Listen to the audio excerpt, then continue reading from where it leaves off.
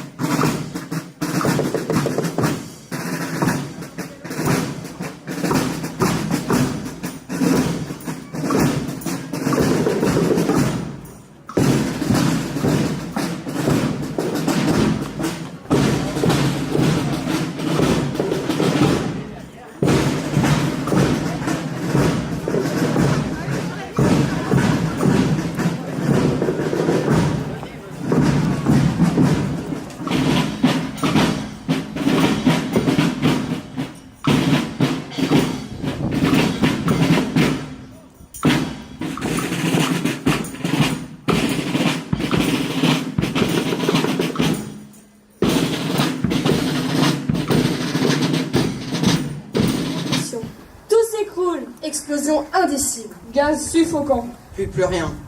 Je me tâte. Il fait noir. Nous sommes murés dans l'abri. J'allume une bougie. Les deux compagnons sont sains et saufs. Nous creusons un passage avec nos mains. Je suis le plus mince et réussis à passer entre deux poutres. Le ciel est toujours bleu, mais je ne reconnais plus le terrain. Un obus de 340 est tombé à 6 mètres de nous. Tuant 20 hommes. Et creusant un trou de 3 mètres de profondeur. Nous l'avons échappé, reine.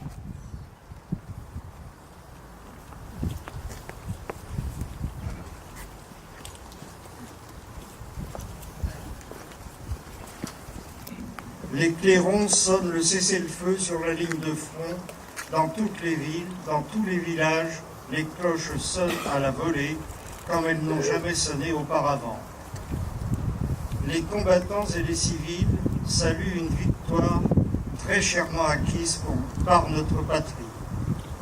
1 400 000 militaires morts, autant d'invalides gravement handicapés et 10 départements dévastés. Cette victoire est celle d'un peuple qui est resté uni dans les épreuves et d'alliés qui ont su faire taire leurs différences dans les moments difficiles. Elle est également celle d'une armée qui s'est adaptée à la guerre moderne en développant les armes et les techniques nouvelles, notamment l'aviation, les chars et les armes automatiques légères et le corps de santé, la chirurgie plastique. Cette victoire rend à la France l'Alsace et la partie de la Lorraine perdue en 1871.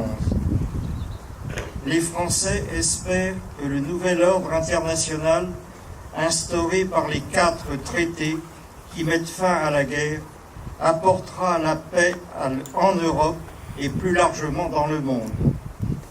Nous savons aujourd'hui que cette paix n'a pas duré 20 ans, parce que les vainqueurs ont humilié les vaincus en engendrant un esprit de revanche.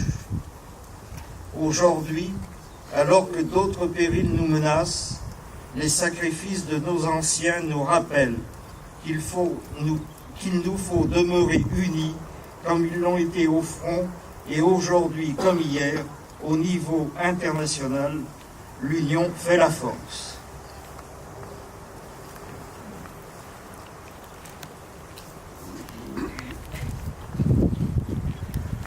À l'occasion du centenaire de l'armistice de 1918. Un siècle que l'armistice du 11 novembre 1918 est venu mettre un terme au combat fratricide de la Première Guerre mondiale. À cet affrontement interminable, Oui, Marie Pédron, 23 ans. née à Kerbouilly, mort le 21 mars 1918. dans la Meuse. Jean-Marie Juin, 31 ans, né à Langâtre, mort le 31 mars 1918. dans la Meuse.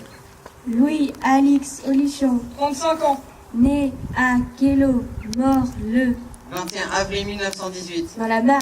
Jean-Marie David, 42 ans, né à la Baronnerie, mort le 26 avril 1918. en Alsace. Louis-Marie Étienne Olichon, 29 ans, né à Kérolan, mort le 30 avril 1918. dans l'Oise. Louis-Paul Isidore Thomas, 29 ans, né à Carga, mort le 30 avril 1918. en Belgique. François-Marie Bihan, 41 ans, né à Brésanvé, mort le 9 mai 1918. en Belgique. Pierre-Marie Drénaud, 20 ans, né à Marongue, mort le 27 mai 1918. dans l'Aisne. Jean-Marie Juin, 20 ans, né à Langâtre, mort le 27 mai 1918. dans l'Aisne. François-Louis-Marie Leroux, 26 ans, né à Quérichard, mort le 27 mai 1918. dans l'Aisne. Henri-Marie-Joseph Alexis Maurice, 21 ans, né à la Ville-au-Pré, mort le 27 mai 1918. dans l'Aisne. Pierre-Marie Guineuf, 39 ans, né à Langâtre, mort le 27 mai 1918. dans l'Aisne. Basile Pierre-Marie Trigaudet, 25 ans, né à Oscar, mort le 27 mai 1918. dans l'Aisne. Marcel Pierre-Marie Lefloc, 20 ans, né à Lagassin, mort le 13 juin 1918. dans la Marne. Alexandre Joseph Marie Cadier, 39 ans, né à Oscar, mort le 17 juin 1918. en Alsace. Joseph Hippolyte Théfaut, 22 ans, né dans le bourg, mort le 4 juillet 1918. dans l'Oise. René Joseph Marie Cadillet, 31 ans, né à Marlay, mort le 13 juillet 1918. dans l'Aisne. Célestin Marie Gabriel Coiffard, 32 ans, né à Pompa, mort le 24 juillet 1918. dans l'Oise. Joseph François Marie Rival, 20 ans, né à Longles, mort le 2 août 1918. dans la Somme. Paul Jean-Marie Hervy, 31 ans, né à Sapilon, mort le 10 août 1918. dans l'Oise. Jean-Marie Joseph Bafouin, 40 ans, né à Kercouret, mort le 13 août 1918. dans la Somme. Gustave Marie Algan, 34 ans, né à Pierre-Olivier, mort le 21 août 1918. en Allemagne.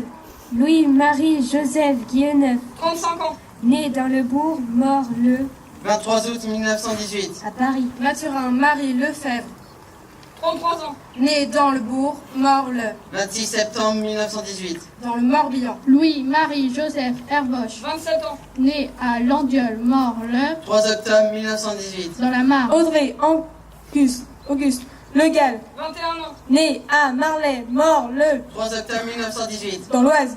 Joseph Pierre-Marie Guilleneuf, 36 ans, né à Kerdeno, mort le 10 octobre 1918. dans l'Aisne. Henri-Marie Désiré Lenuet, 22 ans, né à la ville Pérotin, mort le 10 octobre 1918. dans la Meuse. Arthur Jean-Marie Letilly, 28 ans, né à Quilio, mort le 15 octobre 1918. en Grèce. Célestin Marie Joseph Goujon, 22 ans, né à Oscar, mort le 16 octobre 1918. dans la Marne. Émile Jean-Marie Leminien, 22 ans, né à Lerodoir, mort le 22 octobre 1918. dans les Ardennes. Louis-Marie Anger, 21 ans, né à Kergas d'Osquin, mort le 23 octobre 1918. dans l'Aisne. Joseph Hippolyte Blanchard, 35 ans, né dans le bourg, mort le 26 octobre 1918. dans les Ardennes. Arthur Marie Hervy, 35 ans, né dans le bourg, mort le 7 novembre 1918. en Bulgarie. En 1919, 3 soldats nés à Vignac sont morts pour la France. Albert Louis-Marie Perret, 24 ans, né dans le bourg, mort le 7 janvier 1919 en Allemagne. Louis-Marie Bernard, 21 ans, né à Redun, mort le 21 avril 1919 dans l'Orne. Auguste Joseph Marie Le Gaudin, 37 ans, né à Marlay, mort le 6 juillet 1919 en Côte d'Or.